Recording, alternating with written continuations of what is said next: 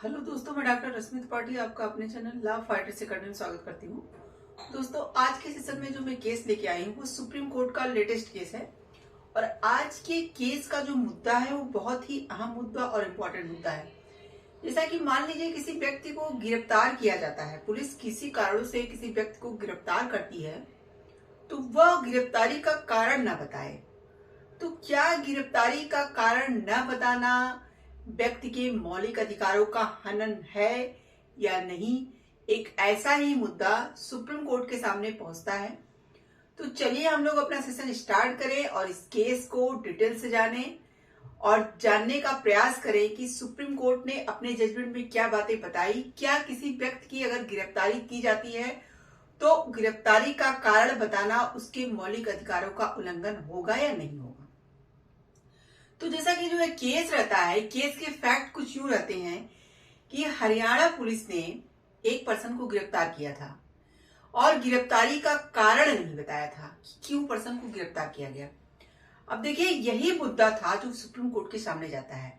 तो वह पर्सन अपना जो है एसएलपी के माध्यम से अपना केस लेकर के अपने केस को लेकर के सुप्रीम कोर्ट जाता है। तो चलिए हम लोग जानते हैं कि कौन से जज बैठे थे जो इस केस की सुनवाई कर रहे थे और क्या था केस का नाम और क्या आया पूरा जजमेंट। जैसा कि जो केस का नाम था विहान कुमार वर्सेज हरियाणा राज्य एवं अन्य 2000 जो है लेटेस्ट अभी जजमेंट आया है सुप्रीम कोर्ट का 2025 का फरवरी का ही। तो जैसा कि इस जजमेंट की जो सुनवाई थी वो दो जजों की खंडपीठ कर रही थी। कौन कौन से जज थे? न्यायमूर्ति एएस ओका एवं न्यायमूर्ति एनके सिंह। इन दोनों लोगों ने जब सारे मामलों को जाना और समझा तो चलिए हम लोग जानते हैं उन्होंने अपना क्या जजमेंट दिया। जैसा कि कोर्ट ने कहा कि गिरफ्तार किए गए व्यक्ति को उसके गिरफ्तारी के कारणों के बारे में सूचित करना संविधान के अनुच्छेद 22(1) के तहत मौलिक अधिकार मानते हुए सुप्रीम कोर्ट ने इस बात पर जोर दिया कि यह जानकारी स्पष्ट रूप से और प्रभावी ढंग से दी जानी चाहिए। देखिए, यहाँ पे जो पर्सन थे उनको जब पुलिस ने गिरफ्तार किया था तो यह नहीं बताया कि किस रीजन से उन्हें गिरफ्तार किया जा रहा है। तो इसी कारण वो सुप्रीम कोर्ट पहुंच गए थे।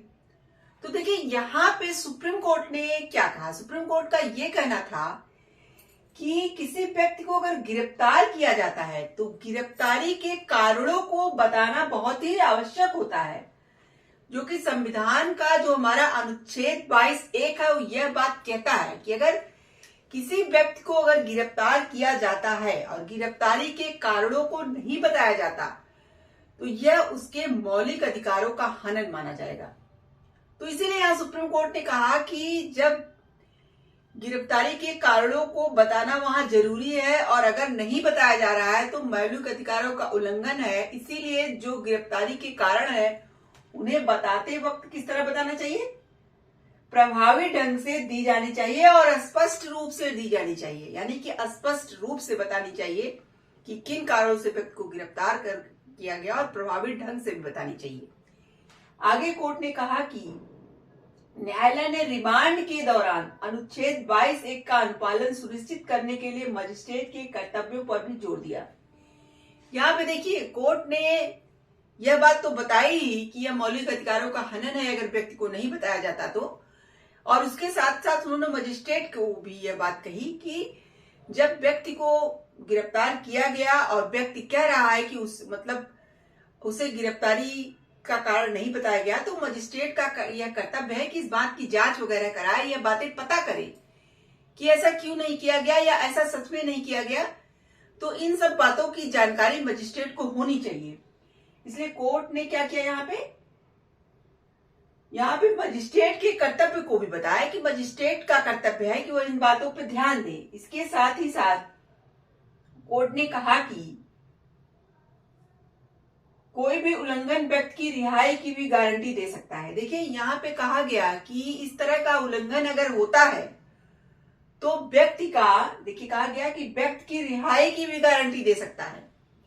यानी कि अगर आप पुलिस वाले हो या मजिस्ट्रेट हो, किसी पर्सन को क्यों गिरफ्तार किया गया उन कारणों को अगर पर्सन को नहीं बताया जा रहा है तो यह उनकी रिहाई का कारण बन सकता है। कोर्ट ने कहा कि उन्हें रिहा भी किया जा सकता है, और उसके साथ ही साथ यदि कोर्ट ने कहा कि उन्हें रिहा तो किया ही जा सकता है, या वैधानिक प्रतिबंधित वाले मामलों में भी जमानत को उचित ठहरा सकता है। देखिए, या तो उन्हें रिहा किया जा सकता है कोर्ट ने कहा, या ऐसे किसी मामलों में जिसमें जमानत देने में भी प्रतिबंधित किया गया है कि ऐसे मामलों में जमानत नहीं दी जाएगी, उन मामलों में भी अगर देखा जा रहा है कि व्यक्ति को जो है बताया नहीं गया है उसकी गिरफ्तारी का कारण, तो वहां पे भी व्यक्ति को जमानत भी मिल सकती है। देखिए, कोर्ट ने दो बातों को यहां स्पष्ट किया कि यदि व्यक्ति को यह नहीं बताया जा रहा है कि उसे गिरफ्तार क्यों किया जा रहा है, तो उसे दो बातों का फायदा हो सकता है। एक तो उसे रिहाई की गारंटी दे सकता है, या वैधानिक प्रतिबंधों वाले मामलों में भी जमानत को उचित ठहरा सकता है। यानी कि ऐसे मामलों में जहां जमानत नहीं दी जा सकती, वहां पे भी जमानत दी जा सकती है और उसे रिहाई भी दी जा सकती है। दो कंडीशन यहाँ पे कोर्ट ने बताया कि अगर ऐसे मामलों पे ध्यान नहीं दिया जाएगा, व्यक्ति को बताया नहीं जाएगा कि उसे क्यों गिरफ्तार किया गया है, तो उस व्यक्ति को दो फायदे हो सकते हैं। आगे कोर्ट ने कहा कि सीआरपीसी का सेक्शन 50A जो है, देखिए यहाँ पे जैसे दो जज थे, तो दोनों जजों का जो जजमेंट आया वो एक ही आया, मिला जुला आया, लेकिन जो बातें उन्होंने बताई वो अपना अलग बताया। जैसे कि न्यायमूर्ति AS ओका ने यहाँ संविधान की बातें बताई कि अनुच्छेद 22(1) के अनुसार इसका उल्लंघन हुआ, लेकिन न्यायमूर्ति NK सिंह ने यहाँ पे जो है सीआरपीसी के सेक्शन 50A की बात कही। अब देखिए, चलिए हम लोग जान लेते हैं कि सीआरपीसी का सेक्शन 50A क्या कहता है। वो ये कहता है कि यदि किसी पर्सन को गिरफ्तार किया जाता है, तो गिरफ्तार होने वाला जो पर्सन है उसने जिस व्यक्ति को नामित किया है, यानी जिसका नाम बताया हो, या उसके कोई रिश्तेदार हो, या उसके कोई मित्र हो, उसको यह बात बताई जाए कि व्यक्ति को किस लिए गिरफ्तार किया गया है और कहां पे गिरफ्तार किया गया है। इस बात की सूचना पर्सन के रिश्तेदार को, पर्सन के दोस्त को, या वो जिस पर्सन का नामित व्यक्ति है जिसका नाम वो बता रहा है, उन पर्सनों में से किसी को भी इस बात की जानकारी देना जरूरी है कि मतलब यह जो भी व्यक्ति के साथ गिरफ्तारी हो रही है वो किन कारणों से हो रही है, किस जगह पे हो रही है, यह बात उन्हें बताना जरूरी है। लेकिन अगर ऐसा नहीं किया जा रहा है तो क्या होगा, गिरफ्तारी को अमान्य करता है, जिसे गिरफ्तार व्यक्ति को क्या कर देगा, अमान्य कर दिया जाएगा अगर 50A का पालन यहाँ पे नहीं हो रहा है। उसके साथ ही साथ ये देखिए, कोर्ट ने कहा कि यह सूचित करना बहुत ही अनिवार्य है। सेक्शन 50A का अनुपालन न करना भी हिरासत को अवैध माना जाएगा। यानी कि आप अगर सीआरपीसी के सेक्शन 50A का पालन नहीं करते हैं तो यह क्या होगा, गिरफ्तारी को अवैध माना जाएगा। सुप्रीम कोर्ट ने पंकज बंसल वर्सेस भारत संघ के केस का एग्जाम्पल दिया, एक हवाला दिया। पंकज बंसल वर्सेस भारत संघ के केस का, सुप्रीम कोर्ट का ही केस था।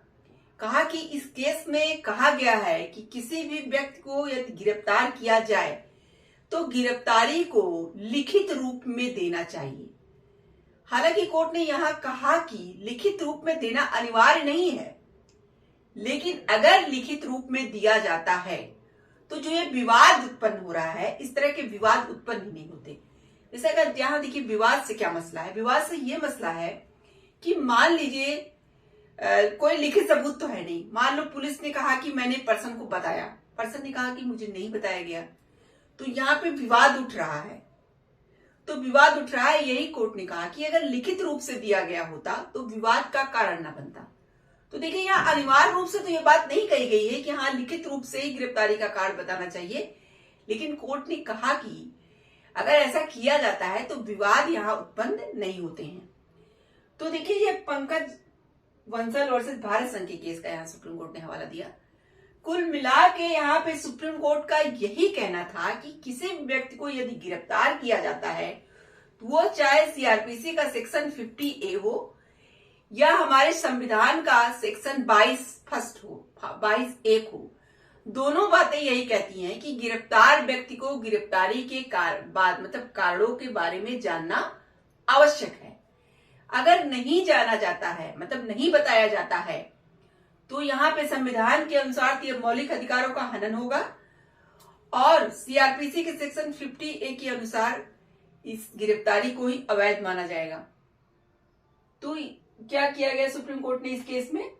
सुप्रीम कोर्ट ने इस केस में आरोपी को तुरंत रिहाई देने की बात कही और कहा गया कि उसकी गिरफ्तारी जो उसे बिना बताए कारणों से मतलब की गई थी, तो यहाँ पे वो ठीक नहीं थी। तो यह था पूरा सुप्रीम कोर्ट का आज का जजमेंट। देखिए, आज के जजमेंट से हम लोगों ने क्या समझा कि किसी भी व्यक्ति को यदि किन्हीं कारणों से गिरफ्तार किया जाता है तो उसे गिरफ्तारी का पूरा कारण बताने का वहां पे अधिकार है। अगर ऐसा नहीं किया जाएगा तो उसके मौलिक अधिकारों का क्या हो जाएगा? हनन हो जाएगा। उसके मौलिक अधिकारों का हनन हो जाएगा। और जो सीआरपीसी का सेक्शन 50A है वो भी ये बात कहता है कि अगर आप पर्सन को उसके नामित व्यक्ति को या उसके रिश्तेदार को या उसके मित्र को भी यह बात बताइए कि आपने उस पर्सन को क्यों गिरफ्तार किया और कहां से गिरफ्तार किया, जिससे क्या फायदा होगा, जिससे वो पर्सन के बचने के उपाय खुल सकेंगे। और यह नहीं होगा कि वो पर्सन मतलब जैसे मान लीजिए अचानक से कोई व्यक्ति को पुलिस कहीं गिरफ्तार कर लेती है, तो यहाँ पे देखिए उसके न रिश्तेदारों को पता है, न मित्रों को पता है, न किसी को पता है। तो यहाँ तो वो लोग यही सोचेंगे कि वो कहाँ चला गया और उसके बचाव में कोई नहीं आ पाएगा। तो इसीलिए जो सीआरपीसी का सेक्शन 50A है वो ये बात कहता है कि ऐसे व्यक्तियों को बताइए कि आपने व्यक्ति को कहां से गिरफ्तार किया और क्यों गिरफ्तार किया, तो जिससे ये वो मतलब हो कि किन कारणों से उसे गिरफ्तार किया गया और वो उसे बचाव के भी उसे उपाय मिल सके। तो ये था आज का पूरा जजमेंट। तो आशा करते हैं कि आज का जजमेंट आपको पसंद आया होगा। आप मेरे चैनल को लाइक कीजिए, सब्सक्राइब कीजिए, शेयर कीजिए, बेल आइकन को दबाइए, जिससे ऐसे ही नए नए केस और जानकारी इसमें आपको अवगत कराती रहूं। तो थैंक यू वेरी मच।